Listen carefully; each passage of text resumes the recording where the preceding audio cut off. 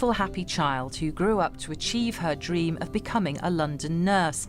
But Carol's family say after she had therapy under hypnosis to help with headaches in her 20s, she falsely accused them of satanic abuse and murder before she sadly passed away. The allegations broke her father's heart. What's going on, guys? This is AJ, the African Red Pill. Welcome to the video. So in today's video, we're talking about this lady who became a feminist. And when she became a feminist, she got indoctrinated. After she got indoctrinated, she falsely accused her father. She falsely accused her father of raping her when she was a child. After some time, it turned out that the story she gave was false. But her testamental story ripped the family apart such that it was a life tragedy. The father died a sad man, went to his grave without forgiving her. And despite her trying to reach out to him, trying to apologize after she realized that she gave a false story to the people that he raped her or he used to touch her when she was little. It broke her heart and the life. It broke him. Let's check out a brief story about this lady and her story. Every book is conceived in a moment, and this book was conceived on a moment in December of 2007 when I was out for a hike with a friend, and it was the kind of light when you feel like you can say anything because nobody in the world is listening. And we were just hiking along, and all of a sudden my friend turned to me and said, "Have you ever done anything you really, really regret?" And I didn't even have to think about it for a second. Immediately I said, when I was in my 30s, I accused my father of sexually molesting me, and then I realized it wasn't true. And my friend stopped walking and turned to me with her mouth hanging open, and she said, "The same thing happened to me." In 1982, I started working for a feminist researcher whose study revealed the fact that 1 out of 3 American women had been victims of childhood sexual abuse. Suddenly, the whole culture flipped, and the belief switched from incest is a 1 in a million crime to there's a perpetrator hiding behind every bush, there's an incestuous father in every household, there's an incest survivor in almost every woman. And as a result of that, a whole bunch of charges started being brought. The worst thing about it, of course, was realizing that it was true. The only good thing about it was that I had spent the past many years wondering, and now I had this great feeling of certainty. So once I realized it was true, I had to tell my family, and the person it was hardest to tell was my mother. And in that instant, for the next 30 seconds, I had with my mother what I had been wanting all my life. I finally had my mother's love. The impact of my accusation on my family was very intense. It effectively divided my family into 2 warring factions. There were those who believed me and those who didn't. This whole thing was a nightmare. It was a nightmare believing that my father had molested me, and it was a nightmare, I have to say, of equal proportion, really. It was just as hard the moment I realized that it wasn't true. You know, to be frank, I don't feel sorry for people like her.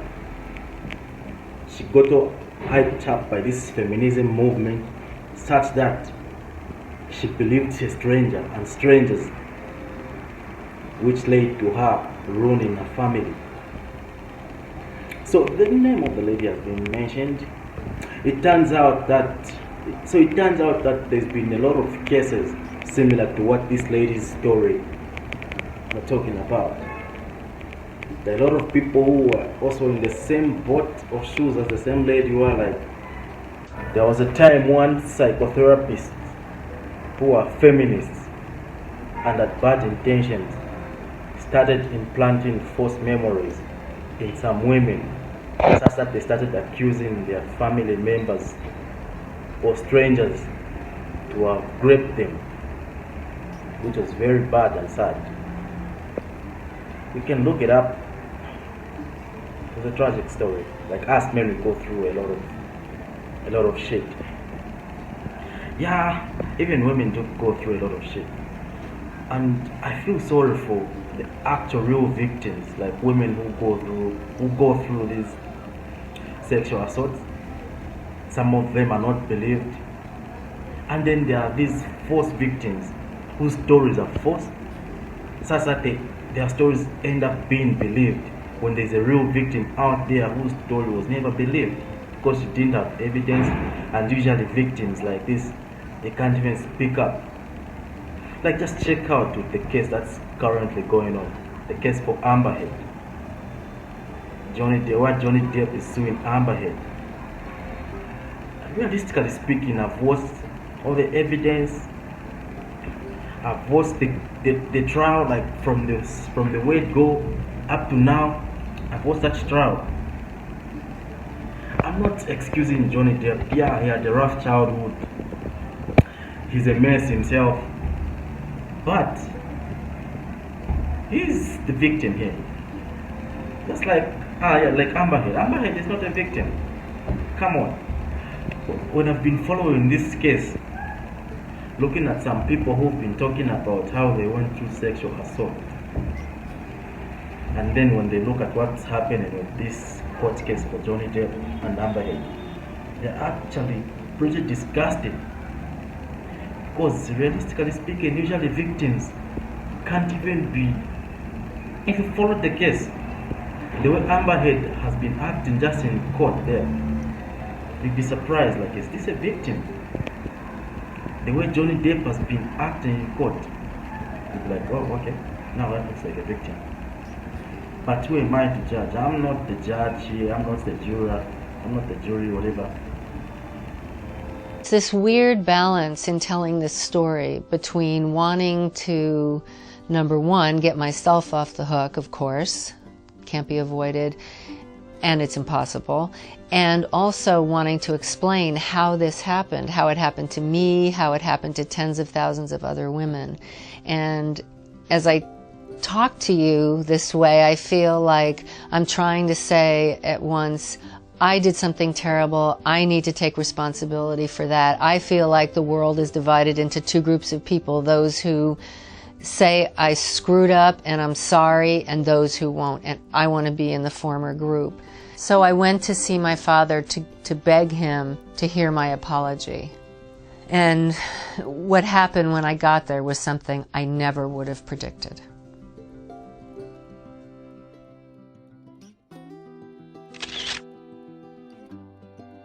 Yeah, just like I say, I respect her for owning up and taking responsibility for her life. But actions have got consequences. This girl, when she was little, she was best friends with her dad. And then years later, when she turned into a feminist, she ruined his life. She broke her family apart. The father went to live somewhere alone in misery. When he was an old man, when she realized that she had made a mistake, that's when she tried to go and apologize. But the father never accepted her apology. He died a very sad man, which is very, very sad.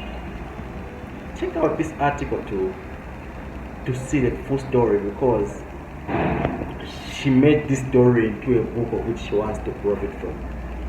So the only source where I could find the whole story is through this article. Check it out. So this article was pulled from The Guardian, which is a verified source. So this article was talking about the whole story of this Meredith lady. The story was about how she recalled having those memories of her father molesting her. She didn't know if the story or those memories were true or false.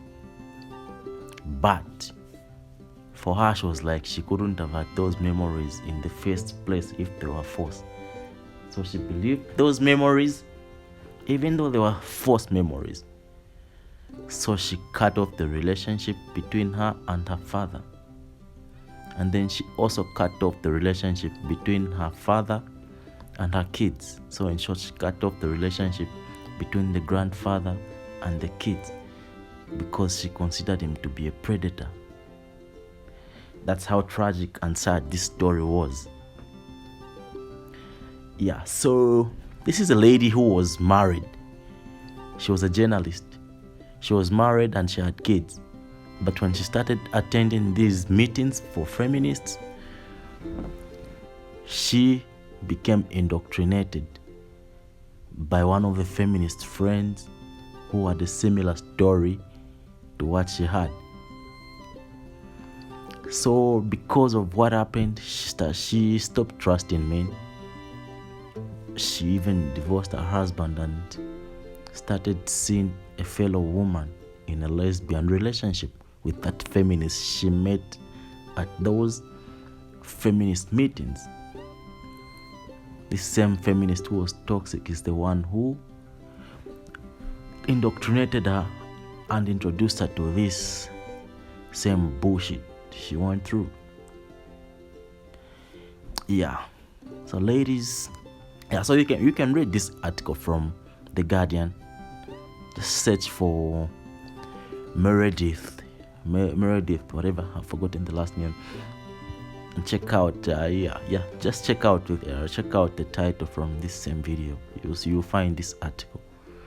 And I think she even has a book about it. If you want to read a book on a case like hers or other cases which happened, like in the 70s, 80s, I think there was a trend for people to be, more especially evil therapists, to be implanting false memories in victims, more especially women. So you see why men like me and men in the red pill community are against feminism. This is what it does. It breaks families apart. Like, that movement is simply for the hatred of men. Like, who would go to such a length to break apart families? And they've got a free conscience. On the evil people, on the evil movement. And I seriously say the feminism movement is evil. What can beat this? It's crazy. It's a crazy world. But what can we do? We have to soldier on and fight back. Yeah. In case we have to continue the video now. Here is another person who was actually indoctrinated and recruited into this same thing of accusing family members of breaking apart families. She was also in the same trap, where she was a victim, or whatever you can call it. Yeah, check out this other example. This person who was involved in the same thing of for having a false memory and accusing somebody else to have done something which they never did. A child who grew up to achieve her dream of becoming a London nurse. But Carol's family say after she had therapy under hypnosis to help with headaches in her 20s, she falsely accused them of satanic abuse and murder before she sadly passed away. The allegations broke her father's heart. Carol's early life had been wiped out completely, and she didn't remember it, and it had been replaced by these horrific memories which are totally false, every single one of them. And it grieves me to think that Carol wouldn't know how much we loved her, at the end. Carol's relatives are now leading a campaign to help dozens of other families who believe they've been falsely accused after their loved ones have undergone the same therapy. There are far too many victims of sexual abuse, and they need to be supported. But when you're directing your resources at these fantasy cases, you're not supporting them, you're doing the opposite. And the difference between real victims is that they have been traumatised, but sadly for them, they can remember that trauma. They don't need a therapist to unblock their memories. They need to put them in a metaphorical drawer and deal with them on a day-to-day basis.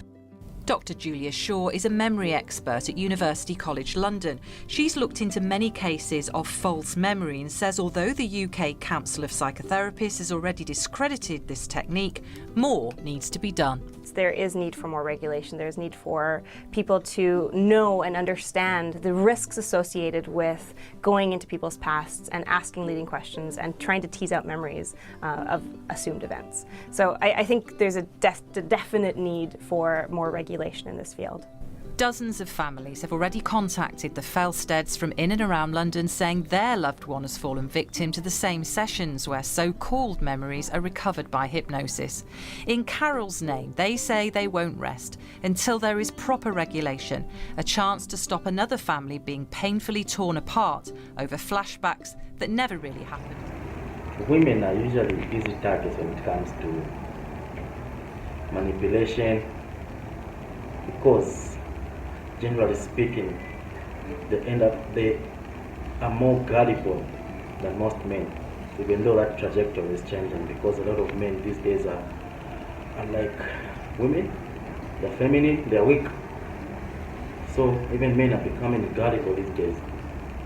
That's why channels like mine exist, is to promote that men should be men and women should be women. Yeah. This is where I'm going to end my video. Thanks for watching. Hit like, subscribe, and comment if you can. It helps with the algorithm. My channel gets to be pushed in the algorithm. And once it's pushed in the algorithm, it gets more exposure to people. And I get to have a little bit of a following. I'm looking to hit 1,000 subscribers so that maybe my channel can be monetized. So I appreciate your interaction with the channel. Thanks for watching. Peace.